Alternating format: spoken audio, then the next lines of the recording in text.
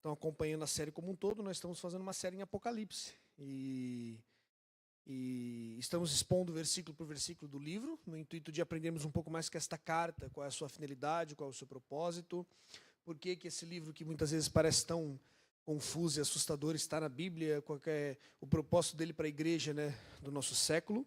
E de fato nós temos falado sobre a esperança que Apocalipse nos traz, temos falado sobre o governo de Deus, sobre o mundo e essa verdade, como é que isso tem impacto na nossa vida, porque de fato descobrir que Deus governa o mundo faz com que a gente pense o mundo diferente, né? Olhar as coisas da ótica divina faz com que a nossa realidade seja transformada, né? Se Deus é o governante do mundo, então de fato nós não temos o que temer, não precisamos ficar com medo daquilo que nos pode nos suceder, porque se Deus governa a nossa história e até mesmo os nossos dias ruins pertencem ao Senhor, então a nossa vida se torna uma vida mais leve, uma vida mais esperançosa. E de fato, esse é o propósito de Apocalipse, trazer esperança para a igreja da Ásia, né?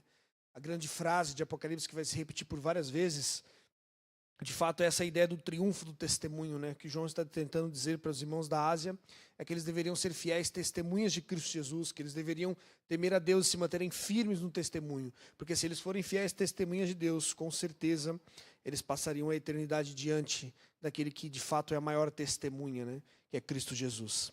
E hoje nós estamos no capítulo 5, capítulo 4, João vai iniciar mais uma de suas visões, que vai até mais ou menos no capítulo 8. Agora no capítulo 5 a gente vai introduzir um novo tema em Apocalipse, que vai do capítulo 5 ao capítulo 6, mas como nós falamos, a visão do capítulo 4 vai apresentar de fato a grande corte celestial, né? E o intuito do capítulo 4 é que João está tentando nos ensinar que nós precisamos de fato olhar para as coisas vindouras e olhar para o céu, para que nós possamos de fato entender a vida aqui na terra, para que nós possamos viver a vida aqui na terra. João apresenta um trono no céu, de fato em contraponto a este trono que existia na terra, que era o trono de Roma. Roma governava, né, a região da Ásia Menor, não só da Ásia Menor, mas grande parte da Europa, da Ásia, norte da África, era dominada pelo governo romano, pelo Império Romano. E agora João, em contraponto a este trono, a este império que havia na terra, ele diz que no céu há um trono. E esse trono é governado por Deus. Deus é o governante da nossa história. Ele diz que esse trono é santo, é o trono da redenção de Deus, é o trono da aliança. Nós vimos os 4 seres viventes que representam toda a criação de Deus. Nós vimos 24 anciãos que representam o povo de Deus. Então, diante desta corte celeste, nós temos a glória de Deus, o seu trono, as suas criaturas, aquilo que Deus fez, o homem, nós temos os anjos adorando a Deus, mas agora, no capítulo 5, nós vamos apresentar outro elemento muito importante em Apocalipse, que é a figura do livro, que no capítulo 5 e no capítulo 6, basicamente João vai tratar acerca deste livro. Você já achou o capítulo 5? Então vamos ler, eu vou ler na Nova Almeida atualizada, vai ser projetado para todo mundo acompanhar na mesma versão, e diz assim: versículo 1, vi na mão direita daquele que estava sentado no trono um livro em forma de rolo, escrito por dentro e por fora, e selado com 7 selos. Vi também um anjo forte que proclamava com voz forte: quem é digno de quebrar os selos e abrir o livro? Ora, nem no céu, nem sobre a terra, nem debaixo da terra, ninguém podia abrir o livro, nem mesmo olhar para ele. E eu chorava muito, porque ninguém foi digno de abrir o livro, nem mesmo de olhar para ele. Então, um dos anciãos me disse: não chore, eis que o leão da tribo de Judá, a raiz de Davi, venceu para quebrar os 7 selos e abrir o livro. Então, vi no meio do trono, dos 4 seres viventes, e entre os anciãos, em pé, um cordeiro, que parecia que tinha sido morto. Ele tinha 7 chifres, bem como 7 olhos, que são os 7 Espíritos de Deus enviados por toda a terra. O cordeiro foi e pegou o livro da mão direita daquele que estava sentado no trono. E quando ele pegou o livro, os 4 seres viventes, os 24 anciãos, se prostraram diante do cordeiro, tendo cada um deles uma harpa e taças de ouro cheias de incenso, que são as orações dos santos, e cantavam um cântico novo, dizendo: digno és de pegar o livro e de quebrar os selos, porque foste morto e com teu sangue compraste para Deus os que procedem de toda tribo, língua, povo e nação. E para o nosso Deus os constituíste reino e sacerdotes, e eles reinarão sobre a terra. Vi e ouvi uma voz de muitos anjos ao redor do trono, dos seres viventes e dos anciãos, cujo número é de milhões e milhares de milhares, proclamando com voz forte: Digno é o Cordeiro que foi morto de receber o poder, a riqueza, a sabedoria, a força, a honra, a glória e o louvor. Então ouvi que toda criatura que há no céu e sobre a terra, debaixo da terra e sobre o mar, e tudo o que neles há, estava dizendo: aquele que está sentado no trono e ao Cordeiro sejam o louvor, a honra, a glória e o domínio para todo sempre. E os 4 seres viventes respondiam amém. Também os anciãos se prostraram e adoraram. Vamos orar a Deus. Senhor nosso Deus, nós te louvamos pelo seu amor, pela sua eterna bondade, pela sua misericórdia. Nós te agradecemos, Pai, porque o Senhor tem sido bondoso, o Senhor tem falado aos nossos corações através desta carta, o Senhor tem, Deus, de fato, nos ensinado sobre esperança, sobre o reino de Deus, sobre o poder do Senhor sobre todas as coisas. Nós te agradecemos por isso, Pai, porque o Senhor tem nos exortado a sermos boas testemunhas, fiéis testemunhas de Cristo Jesus, Pai. Ó Deus, que de fato o Apocalipse nos faça levar uma vida ainda mais santa e piedosa, Pai. Que possamos de fato amar mais o Senhor, que possamos nos parecer mais com Cristo, Pai. Que a Tua palavra fale aos nossos corações e que ela possa ferir os nossos corações, para que, Deus, possamos sair daqui amando mais quem o Senhor é, Pai. Ó Deus, e odiando mais os nossos pecados e as nossas falhas. Fica conosco, Pai. Nos auxilia para a glória do Senhor em Cristo Jesus, que nós oramos, Pai. Amém, Senhor. Como eu disse, até aqui os leitores já haviam percebido que os poderes deste mundo, eles nada podem contra o grande trono celestial. Tudo que João viu, o grande trono, os 24 anciãos coroados, os seres viventes e toda a corte celestial, revela o real plano de Deus para o mundo, a redenção daquilo que Deus criou. A igreja, tão pequena e tão frágil também, de fato, estava sendo encorajada a continuar, estava se enchendo de esperança, porque eles perceberam que o poder de Roma não era nada diante do poder glorioso de Deus. A visão do capítulo 4 que nós lemos, de fato, mostra esse futuro glorioso que haverá. De fato, mostra como a igreja será recompensada pela sua fidelidade. Mostra como Deus vai redimir a sua criação. Mostra a santidade, a aliança, o governo de Deus. Mas antes que isso aconteça, existe esse ar do conflito que precisa acontecer e esta batalha que está sendo travada em Apocalipse, que vai ser narrada no capítulo 5. Para que esse futuro da igreja, para que esse futuro glorioso da igreja aconteça, há uma luta, há um cisma, há um problema, e é justamente isso que vai ser tratado no capítulo 5. Aqui João, novamente na sua visão, ele vê que aquele que está sentado no trono, ele tem na sua mão direita um livro, em forma de rolo, escrito por dentro e por fora, e selado com 7 selos. Perceba, após essa visão da grande corte celestial, agora João, ele olha e ele vê a figura de um livro, e de fato, eu sei que às vezes a gente fica tentando achar várias interpretações para que por que o livro está escrito por dentro e por fora. E a explicação mais óbvia e lógica é porque naquela época nós não tínhamos livro, né, como nós temos hoje. Né? Hoje você pode pegar uma página, escrever, se você não gostar, você vai lá, amassa aquilo, rasga e joga fora. Mas nos tempos do Novo Testamento era muito caro escrever. E, geralmente as pessoas escreviam em pergaminhos feitos de papiro, e o papiro custava caro. Então, para aproveitar ainda mais o rolo, eles escreviam por dentro, escreviam por fora, e é justamente sobre isso que João está falando. Ele viu um livro na mão daquele que estava sentado sobre o trono, escrito por dentro e por fora. E, de fato, o que significa este livro? E, mais uma vez, o pano de fundo de toda essa mensagem joanina para aqueles irmãos da Ásia Menor é o Antigo Testamento, é o que eles conheciam como a lei de Deus, é o que eles conheciam como a vontade de Deus. E nós vemos no Antigo Testamento diversas citações de alguns livros que eram importantes para o povo de Israel. Se você abrir a sua Bíblia no capítulo 2 de Ezequiel, Ezequiel nos diz assim, versículo 9 e 10, então eu olhei, e eis que certa mão se estendia para mim, e nela se achava um rolo de um livro. Ela o desenrolou diante de mim, e estava escrito por dentro e por fora. No rolo estavam escritos lamentações, gemidos e ais. Perceba que a mesma visão que Ezequiel tem, é a mesma visão que João tem. Como eu disse, tanto Ezequiel como Isaías, eles também tiveram visões acerca do trono de Deus. Mas, de fato, o relato de João em Apocalipse é o relato mais completo que nós temos nas Escrituras sobre os céus, sobre aquilo que acontecerá com a igreja de Cristo. E aqui, mais uma vez, João, assim como Ezequiel, ele vê na mão daquele que está à direita de Deus um livro. E, como eu disse, o conceito de livro no Antigo Testamento aponta para a revelação dos propósitos de Deus. Por exemplo, os judeus, eles conheciam o livro da lei, ou aquilo que Moisés escreveu, contendo os 10 mandamentos do Deuteronômio. Por exemplo, no capítulo 32 do livro de Êxodo, nós temos o verso 32 que diz assim, agora, pois, perdoa-lhe o pecado, ou se não, peço-te que te risques do livro que escrevestes. Então o Senhor disse a Moisés: riscarei do meu livro todo aquele que pecar contra mim. Perceba que essa figura do livro era muito importante para a vida do judeu.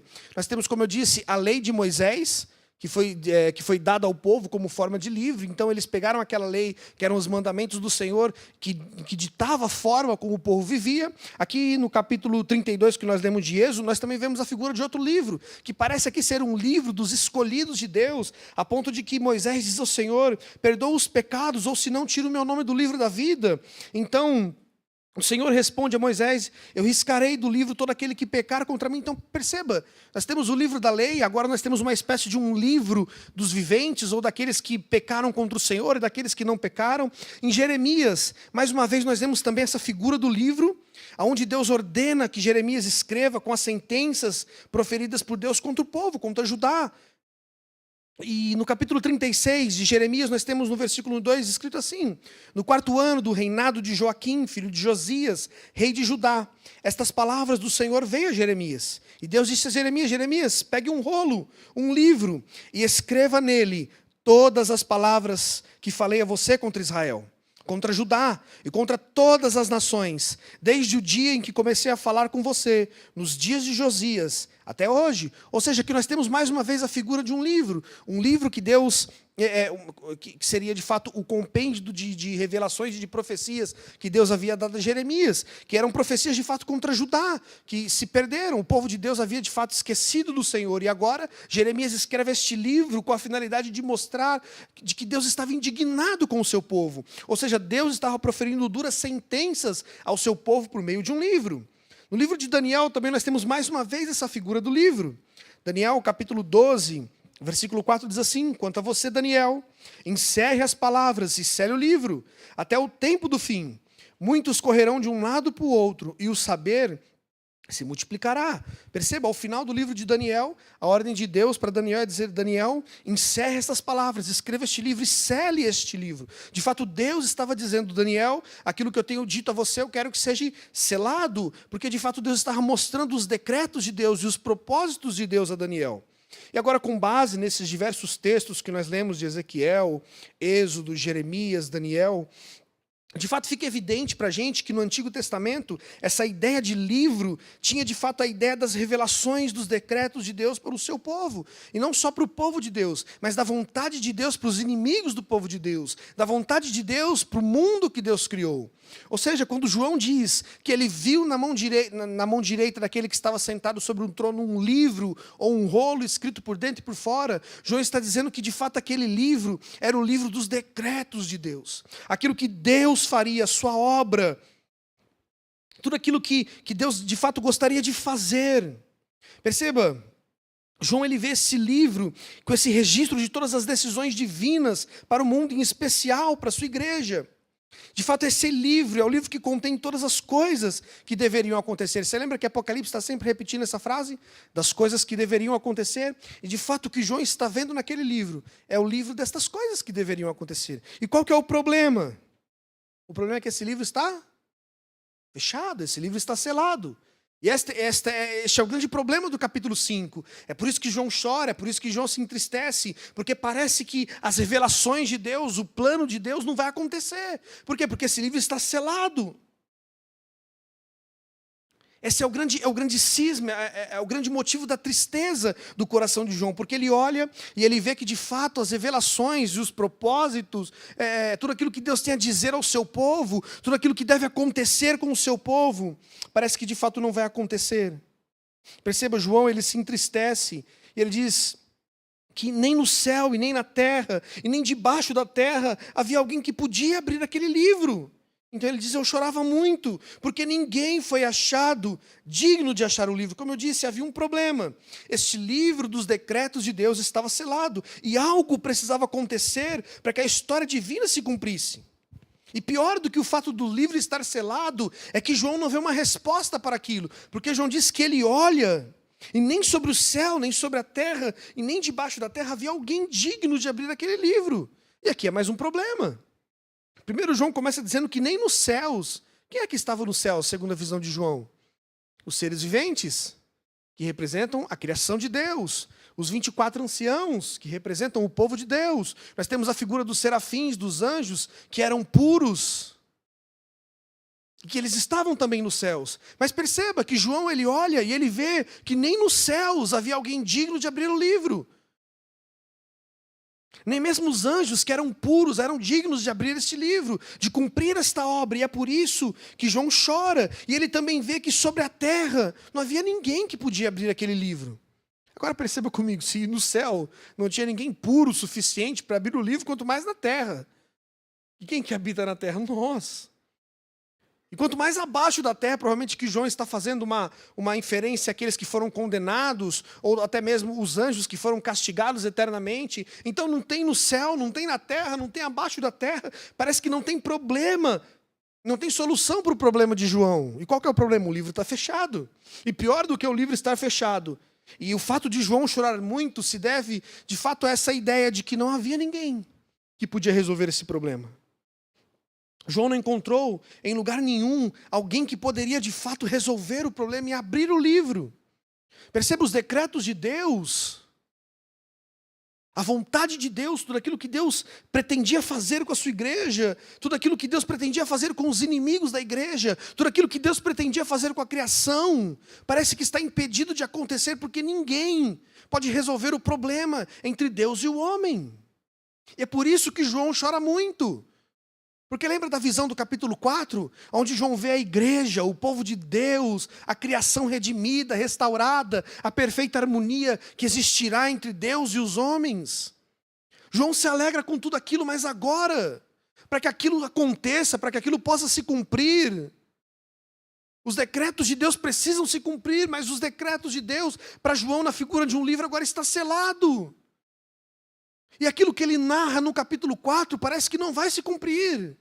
E é por isso que João chora desesperadamente. E é por isso que João se encontra triste, porque de fato não tem ninguém que lhe possa abrir o livro. E é por isso que ele diz, no versículo 4, eu chorava muito, porque ninguém foi achado digno de abrir o livro, nem mesmo de olhar para ele. Então, no versículo 5 diz assim, um dos anciãos me disse, não chore. Eis que o leão da tribo de Judá, a raiz de Davi, venceu para quebrar os 7 selos e abrir o livro. Olha que interessante, o problema do capítulo 5 é o quê? É que o livro, que representa os decretos de Deus, ou a vontade de Deus, ele está selado. E é por isso que João chora, porque o livro está selado. E porque ninguém é digno de abrir este livro. Ou seja, ninguém é digno de fazer com que, ninguém consegue fazer com que os propósitos de Deus, eu sei que às vezes a gente pode pensar, mas os propósitos de Deus sempre vão acontecer, sim, mas perceba que João está tendo uma visão. E de forma metafórica, João está tentando dizer que para que as coisas acontecessem no futuro, alguma coisa precisava acontecer antes, para que aquele futuro glorioso do capítulo 4 acontecesse nos céus, algo precisou acontecer antes. E agora ele vai começar a descrever o que aconteceu. O ancião diz para João, João, não chore. Eis que o leão da tribo de Judá, a raiz de Davi, venceu para quebrar os 7 selos e abrir o livro. Perceba que o drama da cena tem por finalidade não só mostrar as duras exigências para se abrir o livro, mas também que Cristo era o único que podia abrir. Ninguém em toda aquela grande corte divina era digno de abrir o livro, até que esse ancião consola João. E ele apresenta alguém que de fato estava apto para essa missão. Alguém que de fato estava apto para fazer com que os propósitos de Deus se cumprissem, para fazer com que os decretos de Deus se cumprissem sobre a terra. E este alguém que o ancião diz a João, ele o caracteriza de 2 formas. Ele diz que este alguém é o leão da tribo de Judá. Perceba, o ancião está alertando João sobre o poder deste Cristo. Ele é como um leão, ele é feroz, ele é temível. Vocês já viram um leão pessoalmente? Aquilo é assustador. É imponente, é poderoso, é forte. Esses dias eu estava vendo um vídeo, tem um caçador, que ele é um brasileiro que ele vive na África do Sul, numa das fazendas de caça, porque na África do Sul, na verdade, acho que mais de 60% do PIB da África do Sul é baseado em caça legal, né? E o nome desse rapaz é Cris, se vocês quiserem acompanhar o canal dele, acompanha, chama Cris Caçador.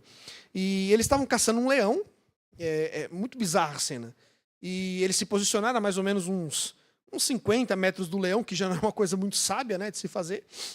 E o rapaz então se posiciona para dar o tiro, e ele atira, né? E na hora que o tiro pega no leão, o que acontece? O leão não morre. E aí o leão faz o quê? O leão vira para ver de onde que ele tomou o tiro. Acho que ele olha assim e vê aquele monte de caçadores, e o leão vai para cima deles. E quando o leão chega em cima daqueles 3 caçadores, um dos caçadores estende a arma para tentar dar um tiro, o leão pega aquela arma e pela graça do Senhor ele sai correndo com a arma na boca. Depois eles encontraram o leão morto, o tiro pegou, né? E eles encontraram a arma e de fato a arma estava toda destruída. De ferro e madeira, e estava toda dilacerada a madeira, destruída. De fato, as marcas do dente do leão acabaram com aquela arma. Mas quando eu assisti aquela cena, eu fiquei chocado. Porque se aquele leão viesse na minha direção, eu tinha morrido muito antes daquilo. E os caçadores tentando atirar, tentando disparar, e ainda o leão vem para cima, pega aquela arma e sai correndo. Pela graça de Deus não aconteceu nada de ruim aos caçadores. Mas quando você vê essa figura de um leão, aquilo é assustador. É o que de fato traz a ideia na nossa cabeça, o poder. E se vocês gostam de assistir documentários, né, sobre a África, ainda hoje eu estava assistindo um documentário sobre as savanas africanas, e mostra a figura do leão, o rei da selva, né? Talvez ele não seja o rei, mas é o que tem o melhor marketing, né? O que consegue se promover melhor, né? Ele tem uma juba bonita, o seu rugido pode ser ouvido até 3 quilômetros de distância, que é assustador. Imagina se ouvir um rugido a 3 quilômetros de distância. E os outros animais temem a figura do leão. Porque, de fato, essa ideia mostra poder, mostra o quanto ele é temível, o quanto ele é poderoso. E muito além disso, de fato, essa ideia do ancião chamar Jesus do leão da tribo de Judá aponta ainda para o caráter messiânico de Cristo, uma vez que esse termo descrevia o descendente prometido a Israel. Se você abrir a sua Bíblia no livro de Gênesis, capítulo 49... verso 8 ao verso 10, diz assim: quando Jacó entregava as bênçãos aos seus filhos, que são os 12 patriarcas, em específico a Judá, ele diz assim: Judá, os seus irmãos o louvarão, a sua mão estará sobre o pescoço dos seus inimigos, demonstrando poder, domínio. E ele continua dizendo: os filhos de seu pai se curvarão diante de você, ou seja, os seus irmãos se dobrarão diante de você. Versículo 9, ele ainda diz assim, Jacó dizendo ao seu filho: Judá é um filhote de leão. Você vem subindo, filho meu. Depois de ter comido a presa, como um leão, ele se agacha e deita-se como uma leoa. Quem tem coragem de acordá-lo? Versículo 10 assim: o cetro não se apartará de Judá, nem o bastão de comando dos seus descendentes, até que venha aquele a quem ele pertence, e a ele a obediência dos povos. Aqui Jacó, quando está abençoando os seus filhos, em específico, ele chama o seu filho de Judá como este leão, e é por isso que nós conhecemos Jesus como o leão da tribo de Judá, porque Jesus é um descendente direto da tribo de Judá. E aqui Jacó diz ao seu filho, de uma forma profética: Judá, o cetro nunca se apartará desta casa, ou seja, o governo e o domínio e o poder não se apartarão desta casa, porque um dia vai chegar alguém da descendência de Judá, que vai manter o poder pelo mundo, por toda a eternidade. E de fato o que o ancião está dizendo para João: João, não chore, porque o problema está resolvido, João. O leão da tribo de Judá, aquele que foi prometido, o Messias esperado, o governador prometido, está aqui. É Jesus, o Cristo de Deus. Ele é o leão da tribo de Judá. Ele é aquele que veio cumprir as promessas que Deus fez aos patriarcas. Percebam, descrever Jesus como o leão da tribo de Judá, o ancião da sua primeira característica do porquê ele era digno de abrir o livro. E por que Cristo era digno de abrir o livro?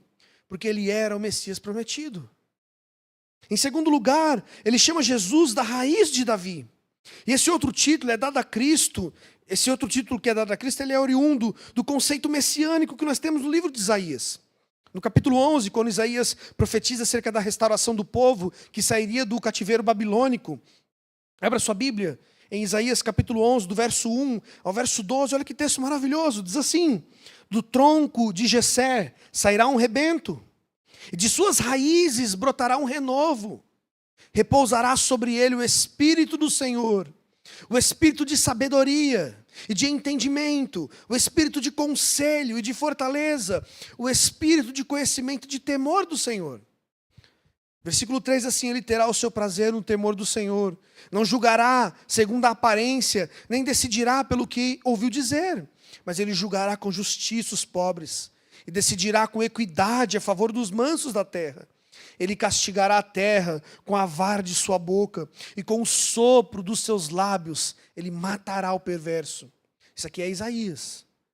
Mas vocês lembram o que João, no capítulo 1, diz acerca de Jesus? De que ele ferirá as nações com o quê? Com a espada de sua boca. Você consegue perceber as conexões que João está fazendo com o Antigo Testamento?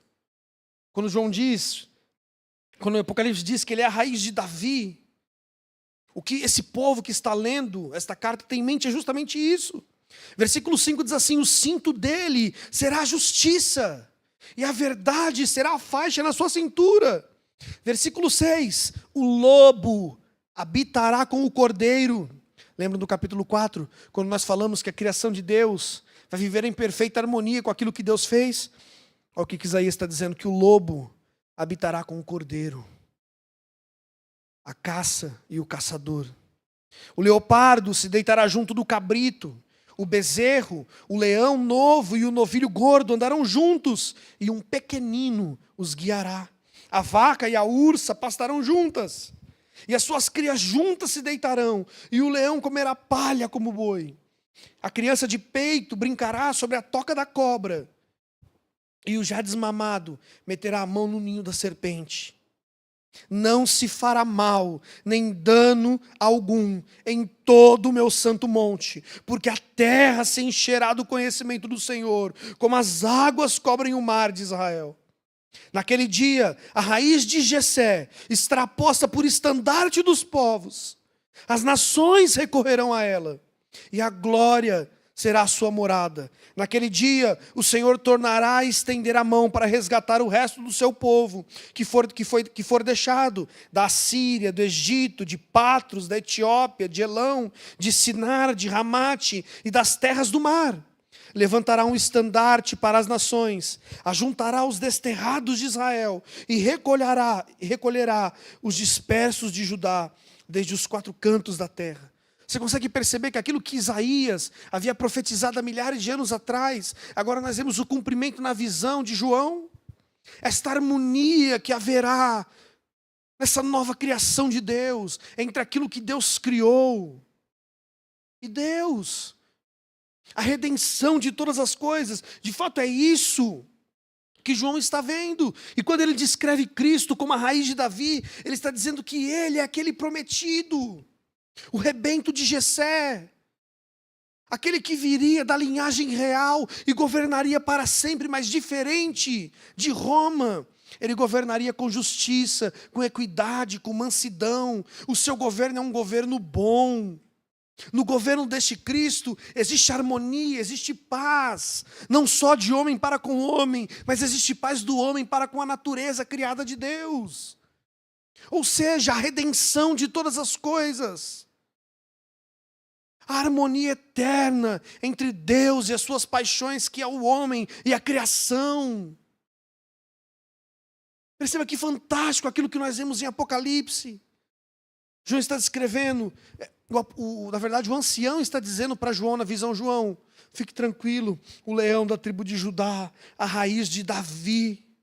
Perceba esta metáfora da raiz, ela remete à ideia de uma árvore derrubada, cuja raiz permanece viva até que nasce uma nova árvore. Você lembra do que está escrito acerca de Jesus no capítulo 53 de Isaías? No versículo 2, assim: porque foi subindo como um renovo diante dele, e como raiz de uma terra seca. Isaías estava dizendo da descendência de Jessé e de Davi nasceria uma raiz que aparentemente é seca, não havia nele nem beleza, nem formosura. Às vezes eu lembro desse texto de Isaías quando eu olho para o rosto de alguns irmãos aqui. Ele não tinha qualquer beleza. Mas perceba, o que Isaías está dizendo é que aquilo que aparenta estar morto, o que Isaías está dizendo é que por mais que o povo estivesse no exílio, preso, e que de fato não tinha nenhum motivo para ter esperança ou alegria, Mas havia uma promessa, que da linhagem de Jessé e de Davi nasceria um. E de fato ele seria esse que seria digno de cumprir os propósitos de Deus. Perceba, primeiro o ancião diz que ele é o leão da tribo de Judá porque ele é o rei prometido. Depois diz que ele é a raiz de Davi, porque de fato ele vem para cumprir essa esperança que havia no coração de Israel, no coração da igreja. Quem é que pode nos libertar? Quem é que pode de fato dar a paga do ímpio? Quem é que de fato pode governar com justiça? Quem é que de fato pode trazer um governo bom e justo? E a resposta do ancião é esta: é Cristo Jesus. Ele é o rei, ele é o leão de Judá, ele é a raiz de Davi, ele que governará todas as coisas, e no governo deste rei haverá paz, haverá harmonia. Cristo se apresenta para resolver o problema do livro, e não como um usurpador do trono, mas como o rei esperado. Perceba, Cristo agora não se levanta na grande corte dizendo: ó, eu que sou o rei do mundo. Não, ele não se autoproclama rei, pelo contrário, ele é o rei esperado.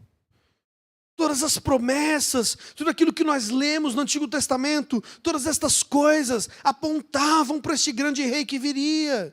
E João está dizendo que agora este rei chegou, e João vê este rei em pé diante do trono. Ou seja, o problema de João estava resolvido.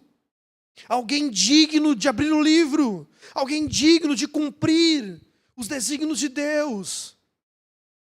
Alguém que de fato vai trazer à existência a visão que João tem no capítulo 4, a visão da gloriosa igreja sendo recompensada por Cristo, da harmonia, da paz. Mas perceba, não existe, para que este cordeiro, para que este leão, para que a raiz de Jessé pudesse abrir o livro, era necessário que ele vencesse algo. E é por isso que o ancião exclama: ele pode abrir o livro, não chore, João. Mas por que ele pode abrir o livro? Porque ele venceu, porque ele conquistou, porque ele prevaleceu. E agora João nos apresenta outra figura de linguagem que é empregada para que a gente possa entender o que está acontecendo. No versículo 6, então ele diz: eu vi no meio do trono e dos 4 seres viventes, e entre os anciãos, eu vi de pé um cordeiro que parecia que tinha sido morto. Ele tinha 7 chifres, bem como 7 olhos, que são 7 Espíritos de Deus enviados por toda a terra. Cristo aqui, ele é apresentado como este cordeiro. Ele estava no centro da corte celeste, como o grande redentor da história, que é digno de ser adorado. A figura do cordeiro é extremamente paradoxal aqui no texto. Porque perceba, uma vez que ele é um animal dócil, o cordeiro era este animal que se submetia aos sacrifícios, sem rebelião, sem rebeldia, sem resistência. E essa metáfora do cordeiro aponta de fato para a obra expiatória de Cristo Jesus, que foi de fato o cordeiro de Deus, que foi aquele que morreu pelos nossos pecados. E é por isso que ele é digno de abrir o livro. Ele é o Messias esperado, ele é o rei prometido. E ele prova quem ele é por causa da sua obra. E qual é a obra que ele faz? A obra da redenção. Ele expia os nossos pecados. Ele é propício à ira de Deus. Ele vai à cruz para nos salvar. O ancião está dizendo a João: João, no centro de todas as coisas está aquele que morreu a favor do seu povo. O Filho eterno que venceu a morte e comprou para si um povo. Ele é o conquistador. Embora ele seja dócil como um cordeiro, ele tem o governo de tudo sobre ele. Ele está de pé diante do trono, como um cordeiro, com a aparência de que foi morto. Mas João diz: este cordeiro que parece que está morto, ele é o rei da terra. Ele é o rei porque ele pode, porque ele conquistou, porque ele venceu, porque ele batalhou, porque ele foi a fiel testemunha. Perceba, nós temos, portanto, toda a vontade de Deus satisfeita em Cristo Jesus. Ele é o cordeiro que parecia que tinha sido morto, apontando para o que ele havia realizado na cruz. Este cordeiro é o Salvador do mundo. O reverendo Leandro Lima, comentando sobre o versículo 6, ele diz assim: na verdade, este é o motivo central da grande dignidade do cordeiro, que lhe conferiu a vitória para abrir o livro. Ele triunfou não porque conquistou com uma espada, mas porque conquistou com uma cruz. Ou seja, ele se submeteu à morte, uma morte terrível e cruel. Como um cordeiro sacrificado no lugar dos pecadores, assim Cristo triunfou e conquistou o direito de abrir o livro. E com essa conquista, ele se apresenta diante do trono de Deus. Beleza? Após afirmar a razão da sua dignidade, João tem mais uma coisa a respeito desse Cristo a dizer. Perceba, primeiro João diz que ele é digno de abrir o livro. Por quê? Porque ele venceu. Ele cumpriu o propósito de Deus. Ele foi o grande cordeiro de Deus, aquele que morreu na cruz, que satisfez a ira de Deus. E é por isso que o texto de Isaías 53 nos diz que ao Pai agradou moer o seu próprio Filho. Porque toda a ira de Deus contra o pecado, contra a impiedade, foi aplicada em Cristo. Assim como os cordeiros no Antigo Testamento eram levados no dia da expiação. E eles morriam para que Deus perdoasse o pecado do povo. E aquilo era uma sombra daquilo que aconteceria com Cristo na cruz. Aonde Deus castiga os nossos pecados no seu próprio Filho. E de fato essa é a glória da mensagem do Evangelho. É Deus em Cristo Jesus, reconciliando consigo todas as coisas. É Deus em Cristo Jesus, matando o seu próprio Filho, a fim de que o sangue de Cristo comprasse um povo escolhido para Deus. Então João está dizendo, ele é digno de abrir o livro, porque ele é o Cordeiro de Deus, ele cumpriu o seu propósito como um cordeiro, ele é o rei vencedor, ele é aquele rei que nós esperávamos, ele trará paz sobre a sua igreja, ele trará paz sobre Israel, ele trará paz ao seu povo. E como é que ele trouxe paz ao seu povo? Morrendo numa cruz e ressuscitando ao terceiro dia. É assim que Cristo comprou a nossa paz. A visão do capítulo 4 de Apocalipse, toda aquela beleza e toda aquela glória só é possível porque o Cordeiro morreu. Porque o Cordeiro foi à cruz. Porque Cristo venceu. Porque Cristo foi a fiel testemunha de Deus. E o capítulo 6, e o versículo 6 continua. João diz que ele tem 7 chifres e 7 olhos. A figura dos 7 chifres de fato faz alusão à força. No contexto hebraico, a ideia do chifre mostrava o poder. Porque de fato você tem medo de se aproximar de um animal com chifre.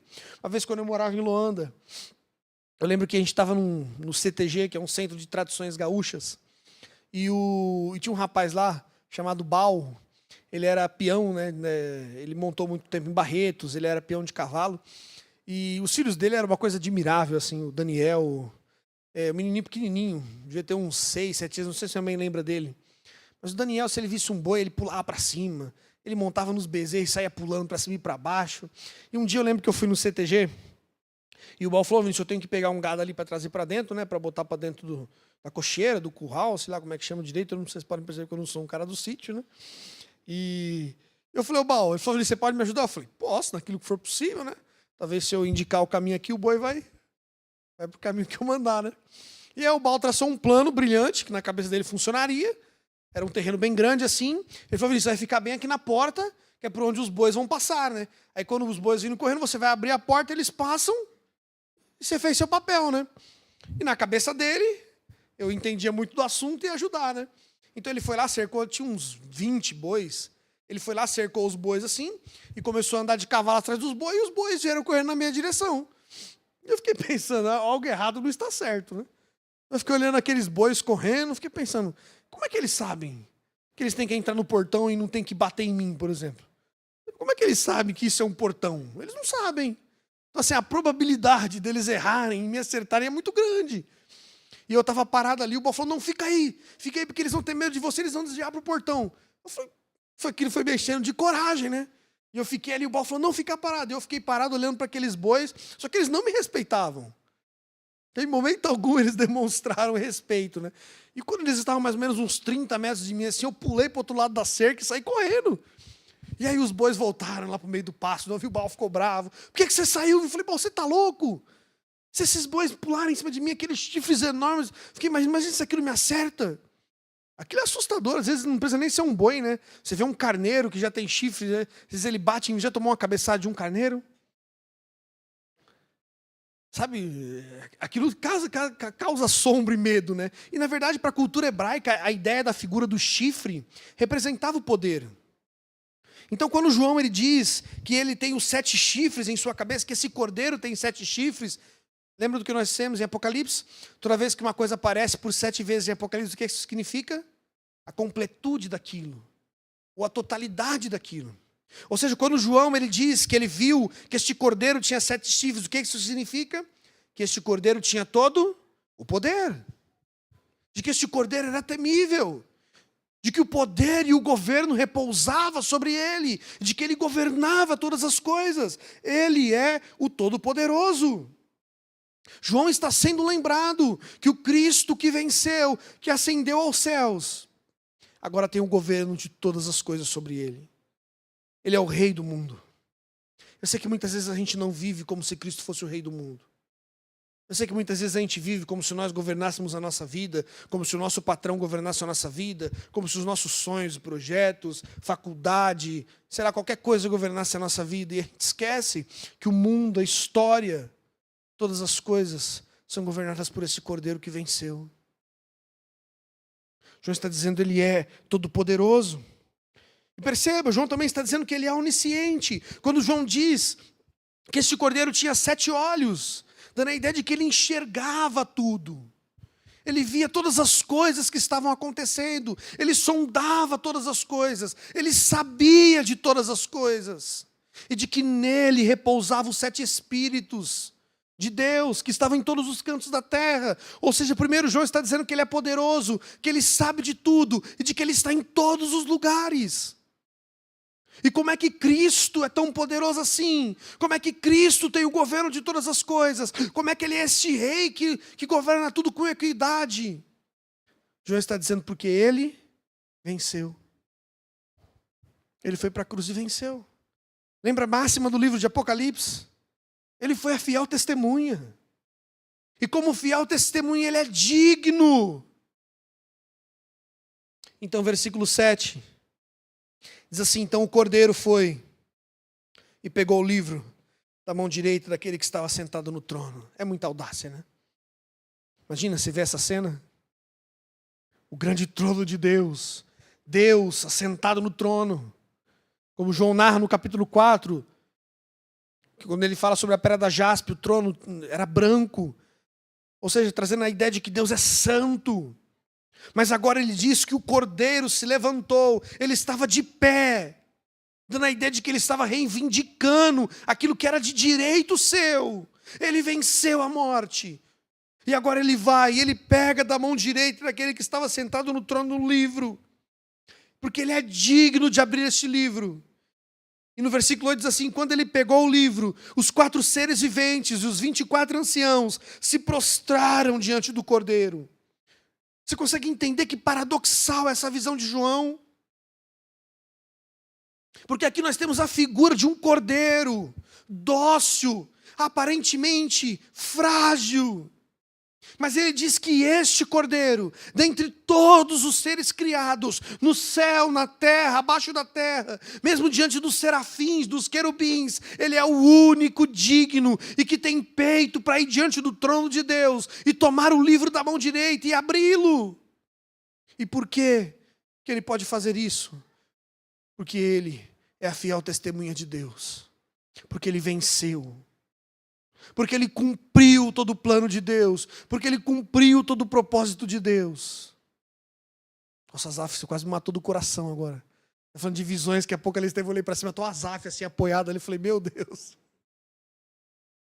Mas perceba o que João está dizendo, nos alertando sobre isso. De que este Cristo, ele é digno de abrir este livro. E o que isso significa? João está dizendo que os propósitos de Deus foram cumpridos por causa da obra de Cristo Jesus. João estava triste porque toda aquela realidade que ele esperava, tudo aquilo que o capítulo 4 de Apocalipse prometia, não seria cumprido porque o livro estava fechado, mas agora ele vê o Cordeiro. E ele diz que o Cordeiro é digno de abrir o livro. E quando ele se levanta e ele pega o livro, os seres viventes, os 24 anciãos, todos eles se prostram diante do Cordeiro. Cada um deles tinha uma harpa e taças de ouro cheias de incenso, que são as orações dos santos. E eles cantavam um cântico novo, dizendo: digno és de pegar o livro. Alguns versículos atrás, João diz que não tinha achado ninguém digno, e por isso eu chorei. Mas agora ele olha, e ele diz, e ele vê os seres viventes, representando a criação de Deus, os 24 anciãos, representando o povo de Deus.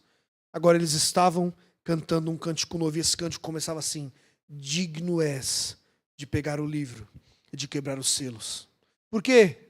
Porque foste morto, e com o teu sangue compraste para Deus os que procedem de toda a tribo, língua, povo e nação.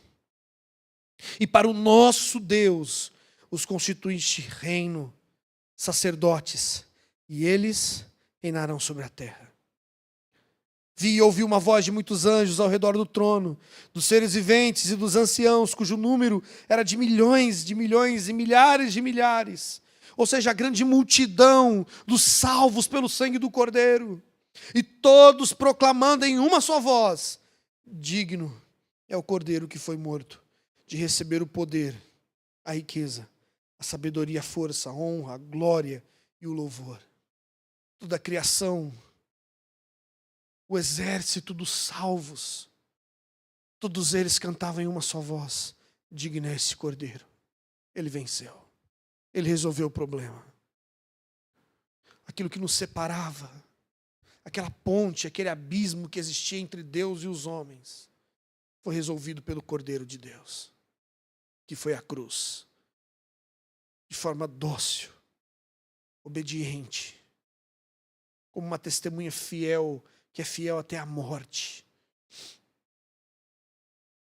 Então, na cruz do Calvário, Cristo, ele assassina a morte.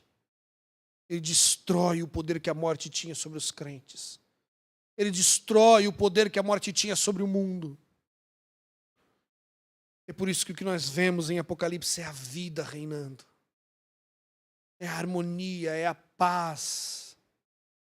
Porque esse Cordeiro venceu. E é por isso que ele é digno. Versículo 13 diz: então ouvi que toda criatura que há no céu, sobre a terra, e debaixo da terra, e sobre o mar, e tudo o que neles há, estava dizendo: aquele que está sentado no trono e ao Cordeiro, sejam o louvor, a honra, a glória e o domínio para todos sempre. Lembra da visão de João, do trono celestial, Deus assentado sobre o trono?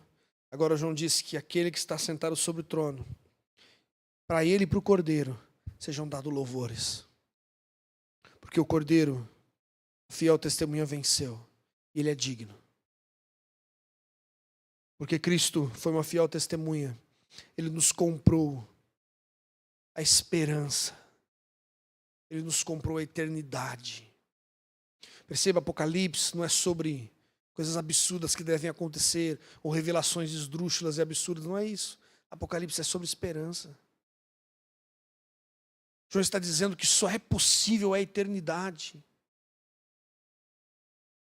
Sabe, João está dizendo que só é possível suportar a existência porque Cristo veio ao mundo. Sabe, porque se não existisse Cristo, a vida seria insuportável. Não haveria nada o que você pudesse fazer. Você subiria a montanha empurrando uma pedra. Depois desceria para buscar a pedra e subiria de novo. E a vida seria esse eterno cansaço. Essa eterna fadiga. E nós seríamos eternamente inimigos de Deus. Mas João está dizendo que há alguém digno, que é o Cordeiro. E por causa do que ele fez e do que ele é, nós temos a segurança de que a nossa vida nunca acabará. De que aquilo que Deus criou será sustentado eternamente. A criação será sustentada eternamente. Você consegue imaginar que promessa maravilhosa é essa que Deus está fazendo a nós? Ele vai preservar aquilo que Ele criou. Ele vai guardar a sua igreja. Ele vai cuidar de nós. Ele nos garante paz eterna ao seu lado. Como o texto de Isaías nos mostra. O leão, o lobo, o cordeiro, todos eles juntos. Uma criança guiando. O recém-nascido colocando a mão no covil da serpente sem medo. Não existe mais essa relação de ira, não existe mais o pecado, não existe mais essa relação contaminada. Agora existe paz, porque Cristo selou isso através da cruz. João está dizendo que aquilo que Cristo fez foi suficiente. Não existe mais nada que possamos fazer.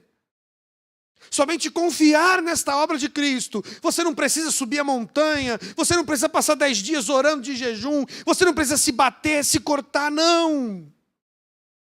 Você precisa de Cristo, o Cordeiro de Deus. O que Ele fez foi suficiente. O Pai olhou para a obra de Cristo e sentiu prazer.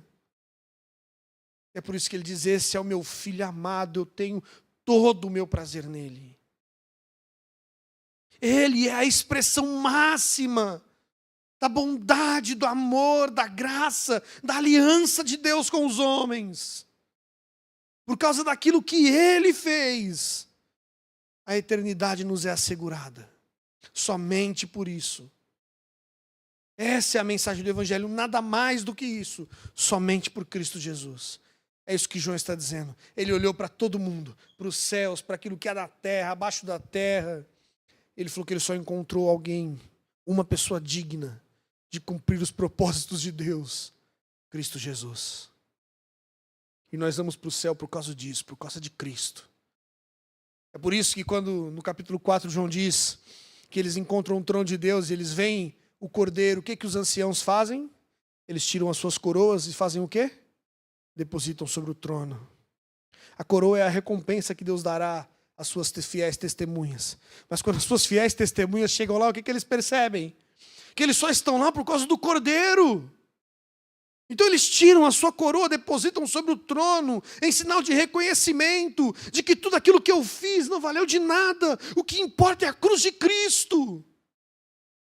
É ela que me motiva a ser uma fiel testemunha. É a cruz de Cristo que me motiva a ser um bom crente, a ser um jovem de Deus, a falar sempre a verdade, a viver piedosamente, a servir uns aos outros em amor. É a cruz de Cristo, porque no fim de todas as coisas, quando você chegar na porta da eternidade, não existe argumento nenhum. Se Deus encontrar o sangue de Cristo sobre você, você estará salvo. Só por isso. Só por tudo isso. Né? A mensagem do Evangelho é humilhante para nós. É só por Cristo. É tudo pelo que Ele fez. Ele é o Cordeiro de Deus que tira o pecado do mundo. Sabe, Ele é o Rei que venceu com toda a humildade, com todo amor, com toda a bondade. Sabe, Ele venceu obedecendo à vontade do Pai, para que Ele servisse de exemplo para nós, para que nós possamos de fato viver como o Cordeiro viveu. Apocalipse está dizendo, olhem para Cristo, Ele é a fiel testemunha de Cristo, de Deus, e vivam como Ele viveu. O chamado que Deus faz às igrejas da Ásia Menor é justamente isso, vivam como Cristo viveu. Façam tudo aquilo que Cristo fez. E o chamado de Deus para nós é justamente isso, jovem, viva como Cristo viveu. Você tem vivido como Cristo viveu? Você acha que as suas obras estão sendo boas diante do Senhor? Você tem sido piedoso? Você tem sido temente a Deus? Você tem cumprido aquilo que Deus tem pedido na sua palavra? João está nos alertando, viva como uma fiel testemunha, viva como Cristo viveu. Às vezes então devo viver assim para conquistar o céu? Não. Você vive assim como resposta ao que Cristo fez por você. Ele já conquistou o céu para você. Em forma de gratidão e de amor apaixonante por esse Cristo, nós vivemos de forma piedosa. Não para nossa glória, para a glória dele. Para que quando a gente chegue lá com as nossas coroinhas, ele não vai ficar brigando, ó, João, a minha é maior que a sua, hein? Ah, não, a minha tem mais uma bolinha, a minha tem mais um... Não, você vai pegar a sua coroa, você vai colocar diante do trono e vai falar assim, ó, glória ao Cordeiro. A minha é de ouro, a outra é de ouro branco, a outra é de aço. Talvez a minha vai ser daquelas biju que dá alergia. Mas o que importa é que o Cordeiro nos levou lá. O que importa é que agora nós estaremos todos com vestes brancas, purificados, adorando ao Cordeiro e vivendo em eterna paz com Deus, com a sua criação. Vamos orar? Senhor nosso Deus, muito obrigado pelo que Cristo fez. Muito obrigado pela essa obra expiatória, Pai. Deus, muito obrigado pelo Cordeiro que se levantou e tomou o livro e o abriu. Ele desatou-lhe os 7 selos. Muito obrigado, Pai. Ó Deus, muito obrigado, porque por causa de Cristo Jesus nós somos aceitáveis a Deus, Pai. Por causa do sangue de Cristo que foi passado sobre os umbrais da nossa vida, nós não mais morreremos eternamente, Pai. Porque o Evangelho é a mensagem de que o homem nada pode fazer para agradar a Deus. É a mensagem de que Deus enviou o seu Filho ao mundo em favor de miseráveis como nós, por amor, por manifestação da sua graça e juízo. Ó Deus, nós te louvamos, Pai. Muito obrigado, Pai. Que possamos responder a tamanho amor, com piedade, com justiça, com humildade. Em nome de Jesus que nós oramos, Pai. Amém, Senhor.